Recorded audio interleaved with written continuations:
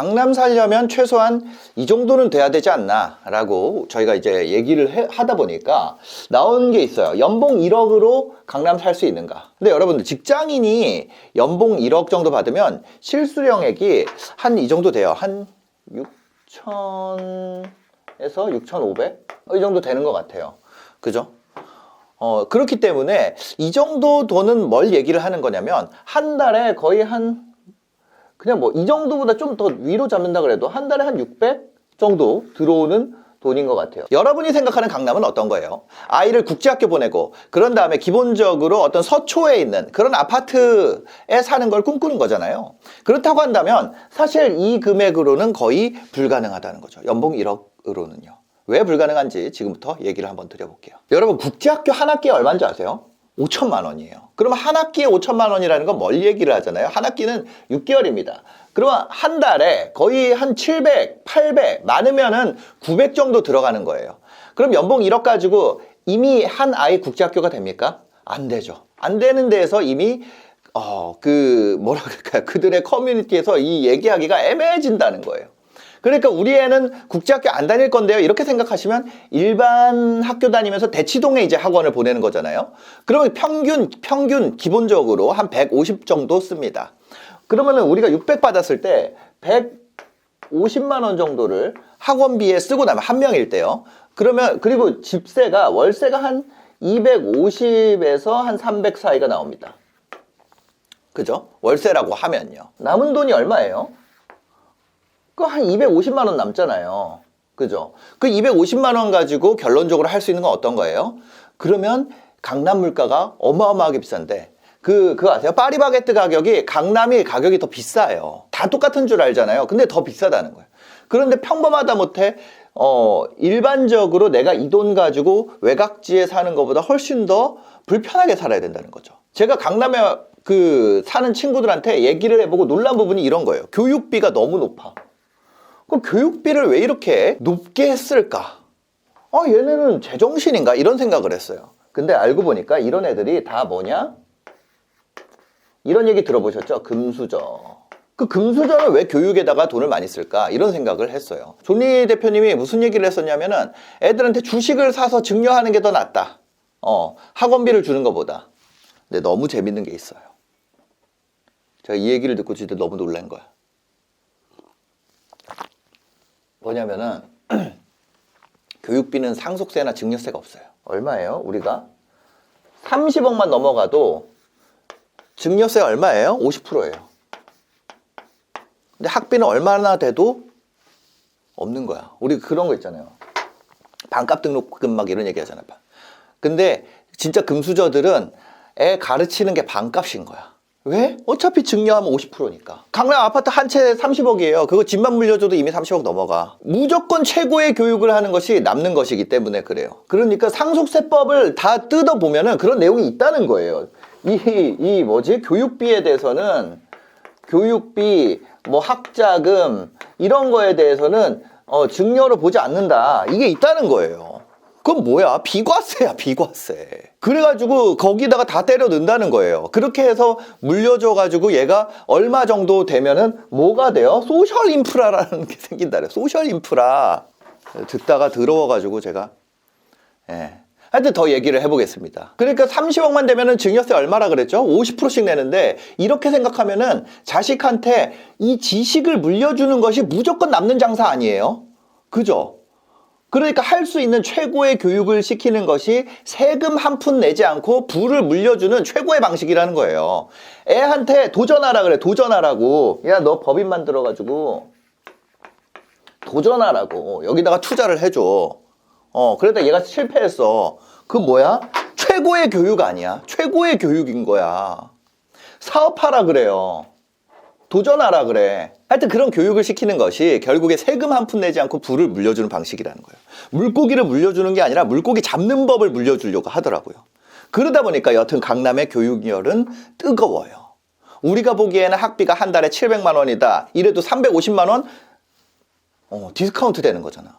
그 어차피 증여세 감안하면요. 저도 이 얘기 듣고 너무 어이가 없는 거예요. 그래서 그 강남의 엄마들이 그 교육열에 대해서 다른 사람의 떠드는 거에 대해서는 그냥 코웃음 치는 거예요. 죽을 때 돈 싸들고 가나요? 아니죠. 결국에 나라에 낼 돈이니까 그 돈이면은 애들 잘 살게 가르치고 인맥 만드는 데 쓴다는 소셜 뭐라고? 그 인맥 만든다는 얘기잖아요. 그죠? 그리고 뭐냐, 우리나라에 옛날에는 이제 어떤 사람들이 됐었냐면 옛날 부자들이 서울대 연고대 나온 사람들이 부자가 됐어요. 옛날 시대에는. 요즘 신흥 부자들 있잖아요. 근데 뭐냐면 이 사람들이 이 자기가 갖고 있는 이게 있잖아요. 그러니까 밑에 후배들을 끌어주는 것들이 있더라고. 이 사람들이 PE, 프라이빗 에쿼티 펀드 뭐 이런 게 있어요. 그런 것들을 사모펀드 운영하는 사람들 다 이런 사람들이에요. 이 돈이 어디서 오느냐? 우리나라 뭐 국민연금이나 아니면 돈 많은 사람들이나 이런 데 와요. 그럼 이 사람들이 평가할 때 이 학벌을 본다니까. 이 인수할 기업을 평가할 때, 아니면 투자할 기업을 평가할 때. 저도 이런 거를 그 강남의 아줌마들한테 들었다는 거예요. 그래서 우리 애를 하여튼 뭐 더 얘기하면은 너무 머리 아프기 때문에 지금 오늘 할 얘기를 다시 이어서 돌아와가지고 해보겠습니다. 그럼 결국에 나라에 낼 돈이니까 애들 가르치고 인맥 만드는 데 쓴다는 거예요. 금수저 엄마 아빠들이 이런 얘기 주변에 해요? 안 해요. 안 한다는 거예요. 벌써 여러분들 들으니까 어때요? 마음이 불편하잖아.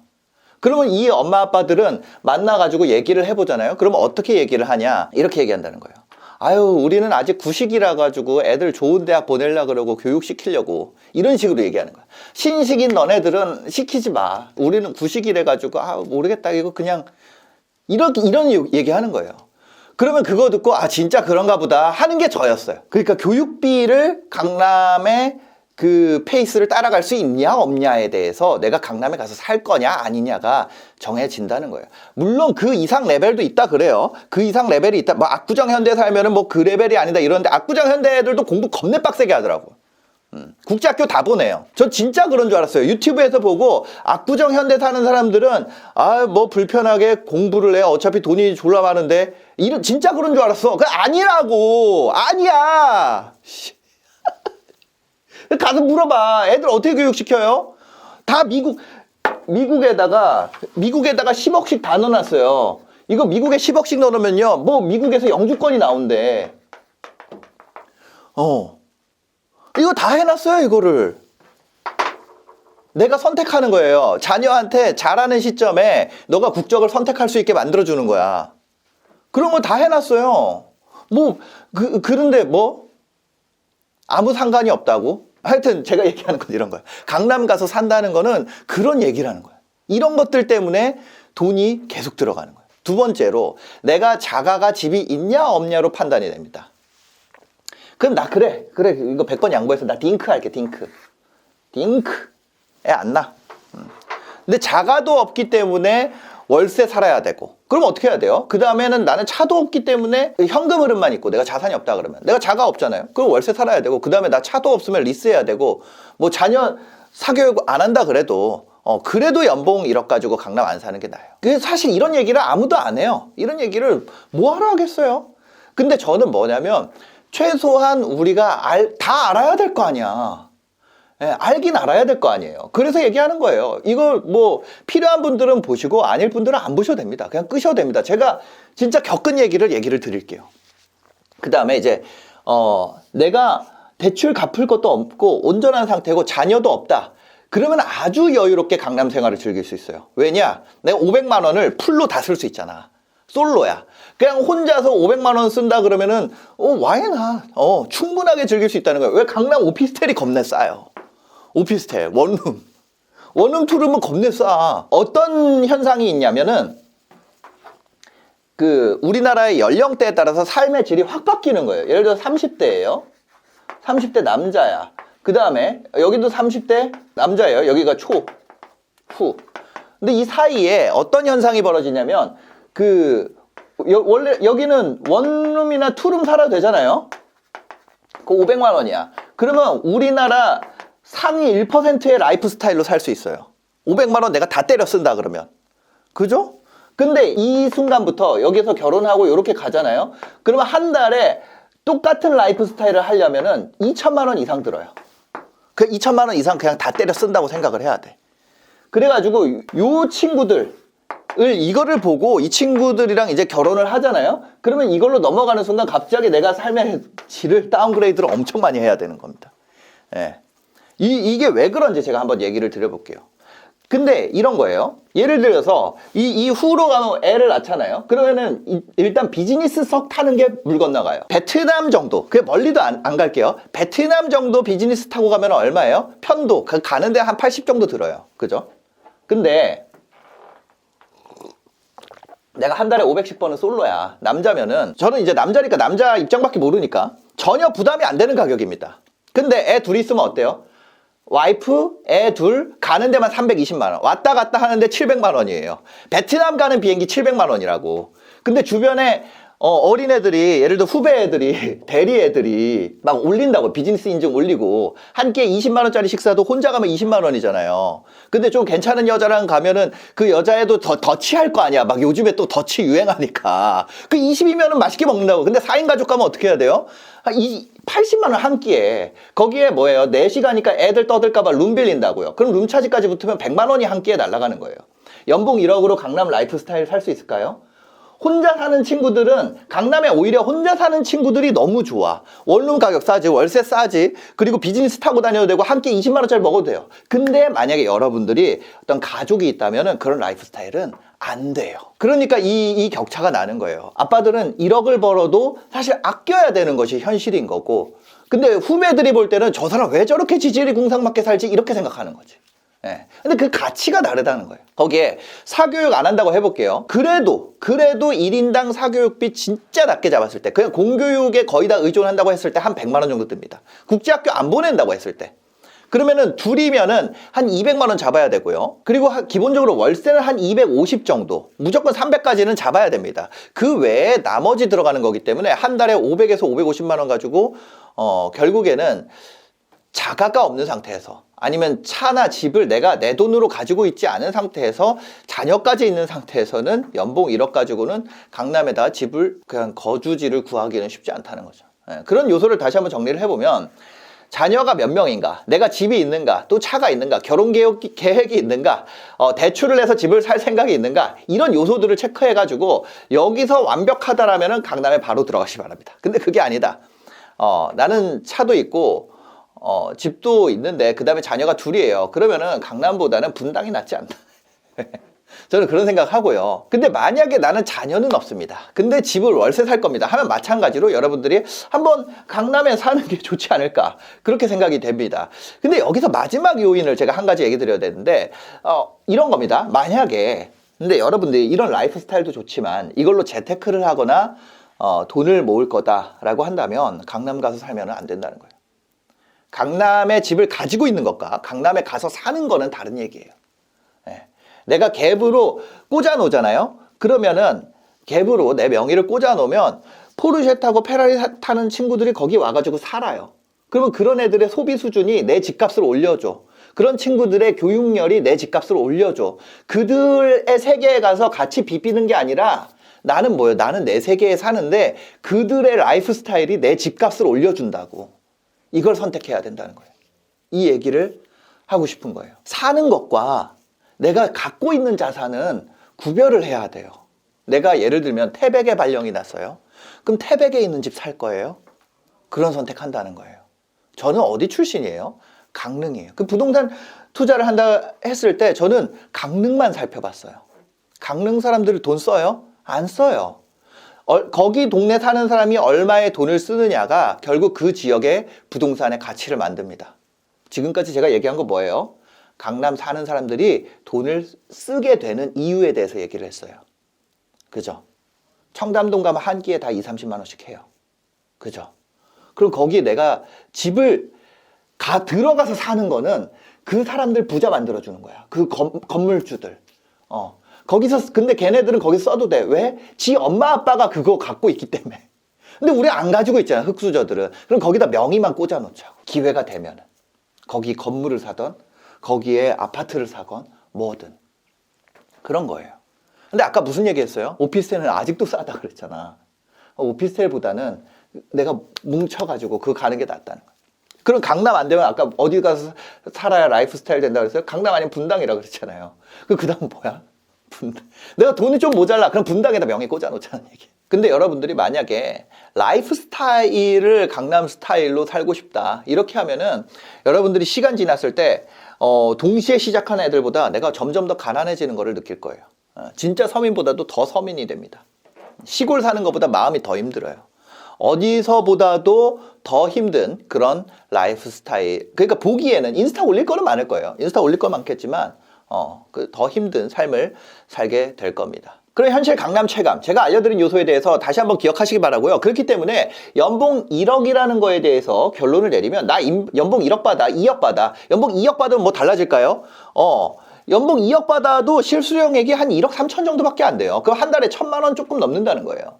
그럼 그 연봉 가지고 승부를 내잖아요. 결국에 그 연봉 가지고 라이프 스타일에다가 현금, 우리가 이거잖아요. 나는 모아놓은 자산이 없어. 자산이 없고 현금 흐름만 있어. 그쵸? 이게 뭐야? 이 현금 흐름이 연봉 2억이야. 이거잖아요. 그죠?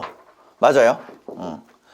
근데 우리가 이거 가지고, 이 현금 흐름 가지고 라이프 스타일을 살려 그러면은 답이 없다는 거예요. 그러다 보니까 강남에서 이런 친구들, 이런 워너비들 있잖아요. 이런 친구들을 위해서 새로운 서비스들이 나오기 시작합니다. 원래는 여기서 뛰어가지고 뭘 사야 돼요. 이거, 그죠? 건물을 사던 집을 사던. 근데 지금 뭐가 있냐면 여기에 현금 흐름에 맞춰서 비용을 현금 흐름형 소비를 할 수 있게 만들어준다고.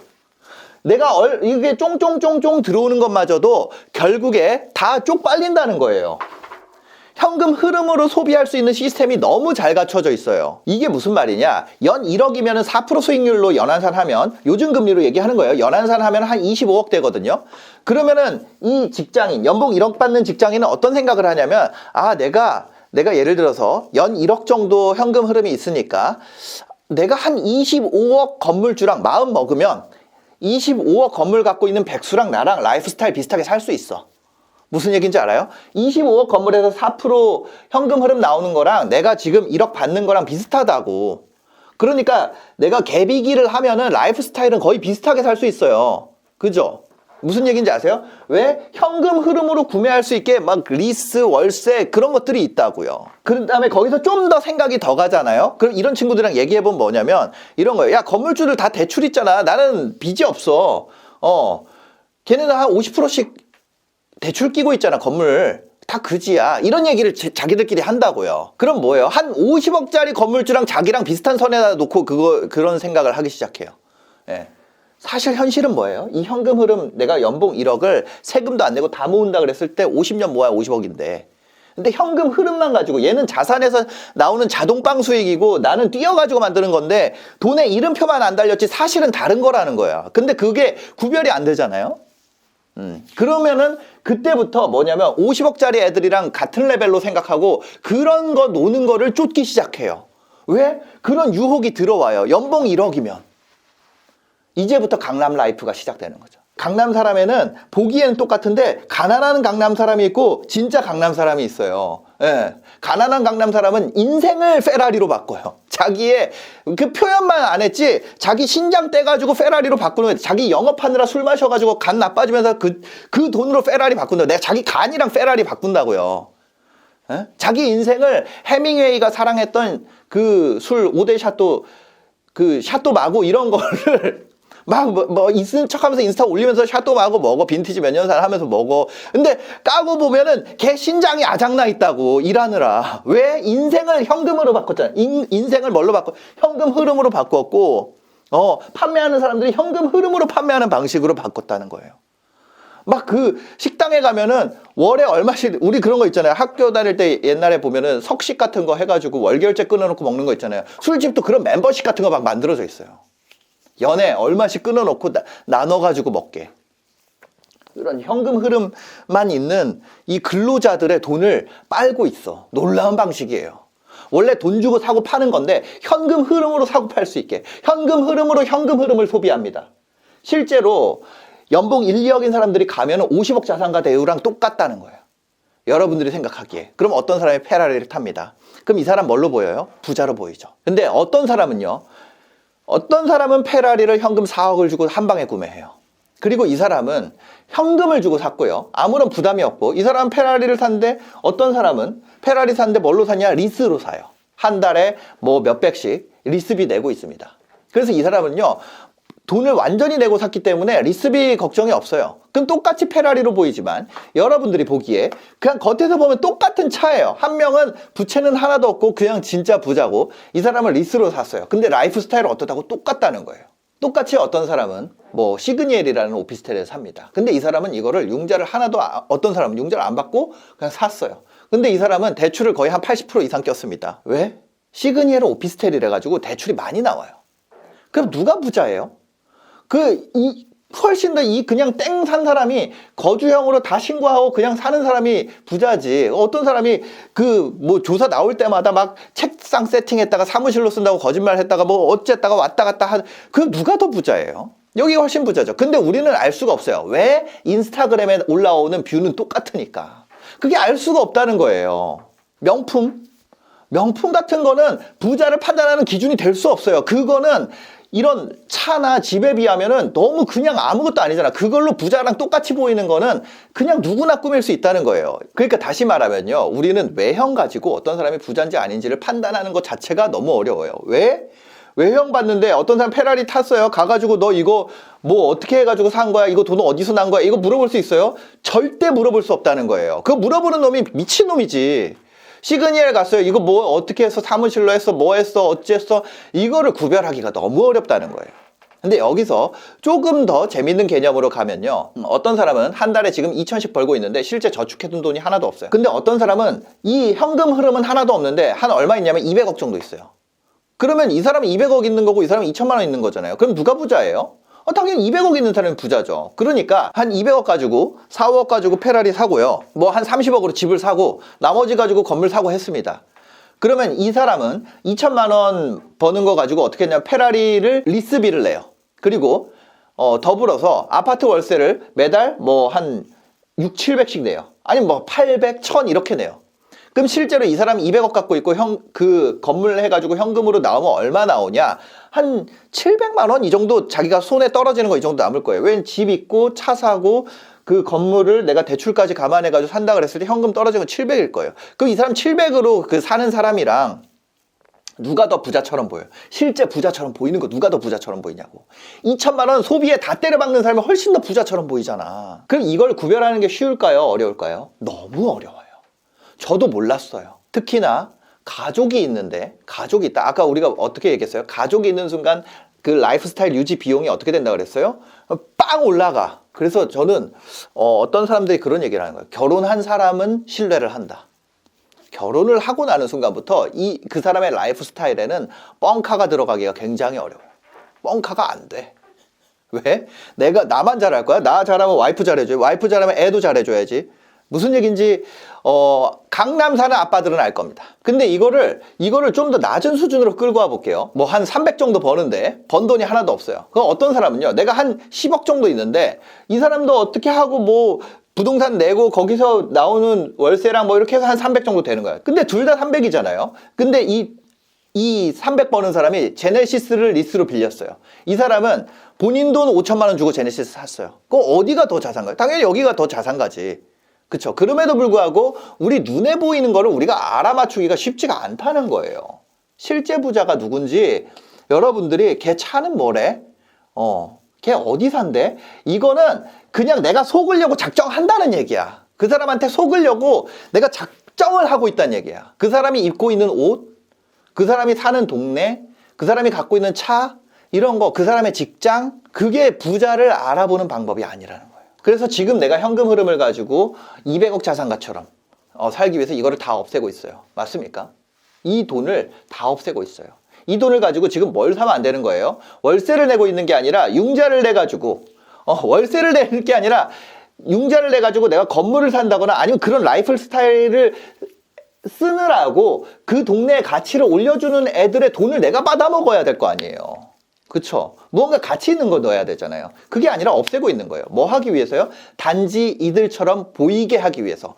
자, 중요한 거 제가 여기서 얘기할게요. 그럼 단지 그 남자애들 중에 단지 그것처럼 보이게 하기 위해서 내가 이걸 다 써. 그러면은 그 오는 만남은 뭐예요? 단지 그처럼 보이기 위한 것을 보고 쫓아오는 애들이랑 만나게 될 거 아니에요. 장기적으로 가면 어떻게 돼요? 제가 아까 얘기했죠. 가족이 되는 순간, 결혼을 하는 순간 어떻게 되냐면 아이를 갖는 순간 내 라이프 스타일을, 솔로일 때 라이프 스타일을 유지할 수 있는 비용의 한 5배까지 그냥 치고 올라간다고. 그럼 이 라이프 스타일이 붕괴하게 되는 거예요. 너무 많이 일어나고 있는 일이에요. 단지 이들처럼 보이게끔 하는 것이 장기적으로도 좋지 않다는 거예요. 예. 그래서 저는 흙수저에서 여러분들이 만약에 그런데 똑같이 그렇게 사는 친구도 있어. 근데 뒤에 내 부모가 금수저야. 부모가 자산이 한 200억 있어. 나는 그지인데 부모가 한 200억, 300억 있다고. 이런 애들이랑 같이 놀지 말라는 거예요. 그런 수준으로 그런 애들 뭐라 그러냐면 야, 다 써. 돈을 써야지. 경험을 해봐야지 알지. 경험을 해봐야지 그들의 돈을 우리가 벌 수 있는 거 아니겠어? 이런 소리 하는 거예요. 그냥 강남에다가 내가 건물 살 수 있을 때까지 돈 모아가지고 거기다 하면은 그 사람들이 뭔 라이프 스타일을 하던 그 돈이 나한테 온다니까. 그래서 흙수저에서 만약에 올라왔다, 여러분들이. 만약에 뒤에 백이 없다. 그럼 무조건 자산을 먼저 사야 돼요. 무조건 자산을 먼저 사야 돼요. 예.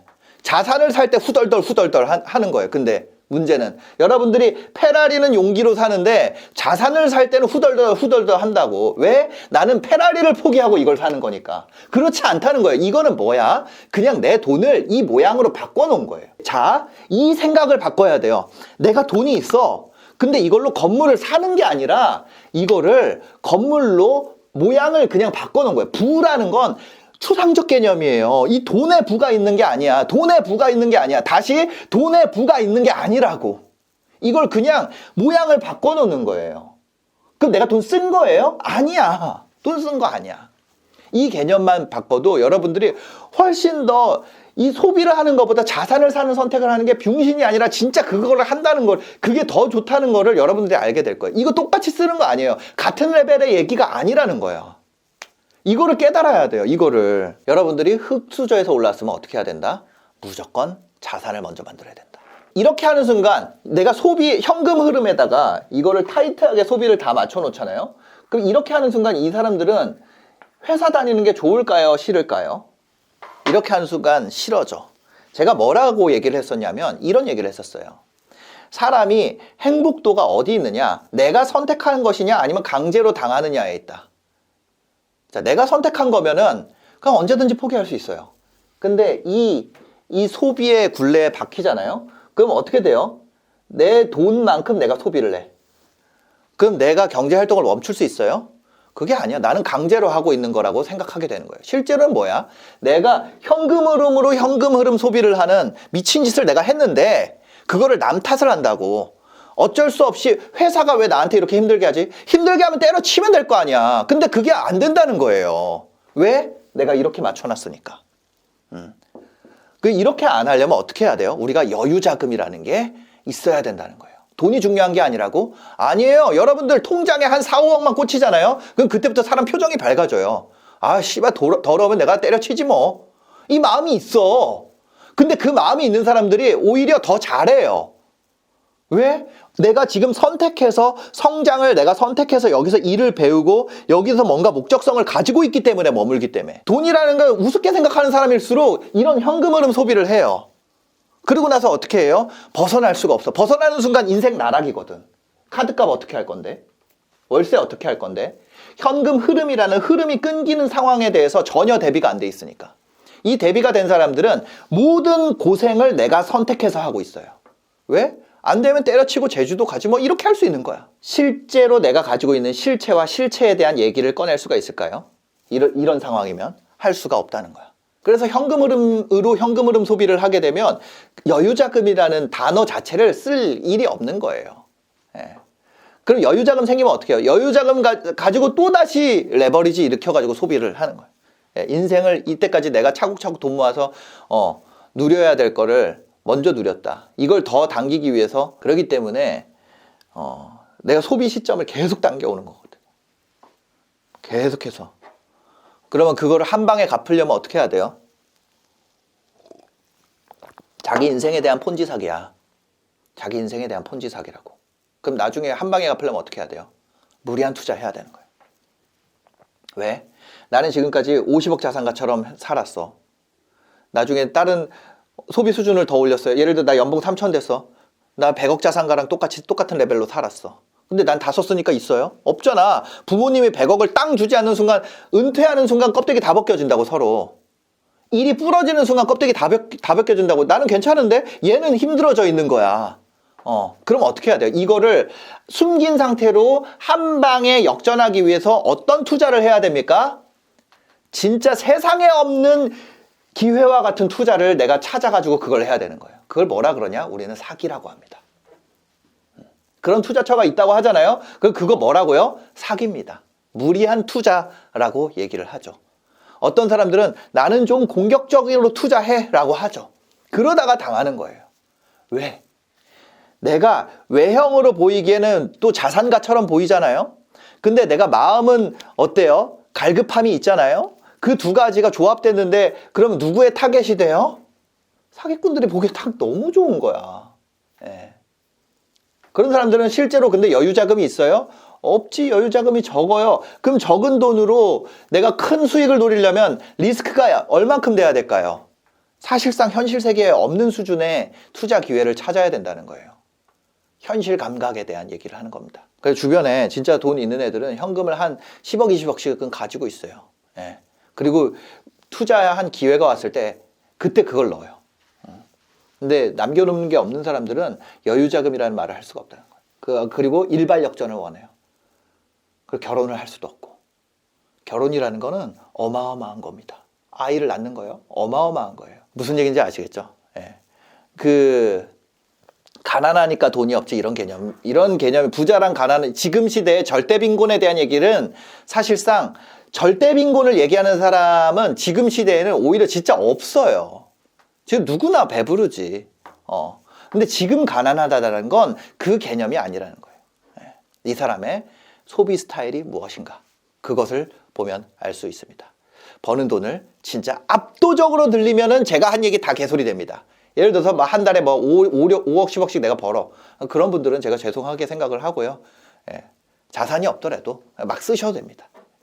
지금까지 영상 봐주셔서 감사합니다. 행복한 하루 되세요.